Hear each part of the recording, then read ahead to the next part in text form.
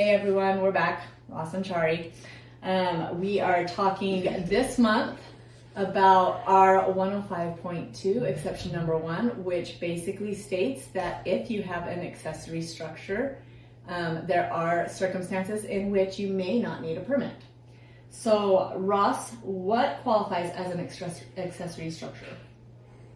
The definition of accessory means it's an incidental building.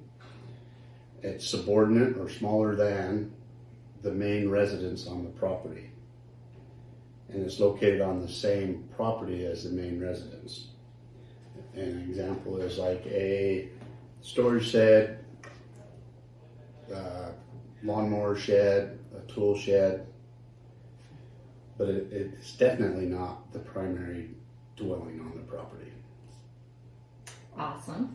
Okay, what's the size limit on a accessory building? On an accessory structure, the size limit in order to qualify for the no permit exemption is 200 square feet or less. Also, only one story, so don't be building multiple stories on top of your 200 square foot footprint. Just 200 square feet, one story. That's your limit.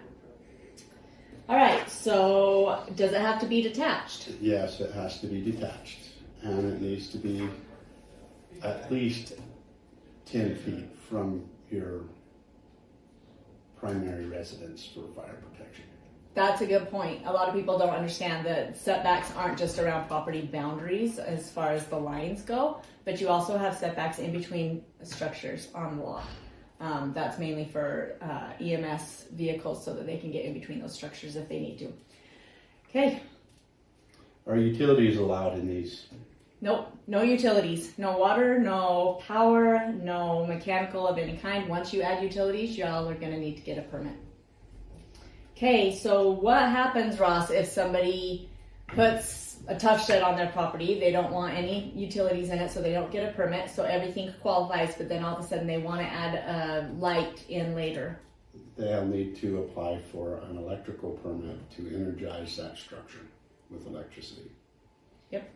So call us up and we can walk you through that, or you can go online and just click on the apply here button and it can get you onto the application process and you can get a permit that way. Okay. Does no permit required mean no rules apply? No way. You guys still need to comply with all of the code and ordinances. Check the county ordinances. Make sure that you comply with all of those. Make sure you comply with the setbacks along the property boundaries and, as Ross stated earlier, from structure to structure. So there are rules that you still need to follow even though you don't have to obtain a permit for the build. All right, so once they put in their tough shed without a permit because they didn't put any utilities, can they put a bed in there and start sleeping in there? No, it's strictly designed as a accessory building for storage of equipment, not for living or sleeping in incidentally.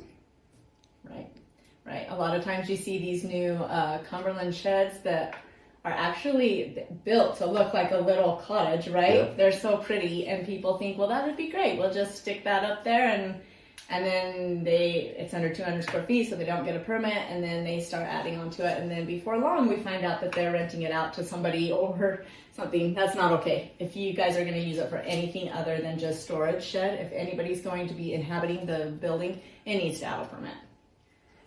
All right. So what are some of the common mistakes people make on this when they do it, the accessory building? So building over 200 square feet, some people think that, oh, it's just small.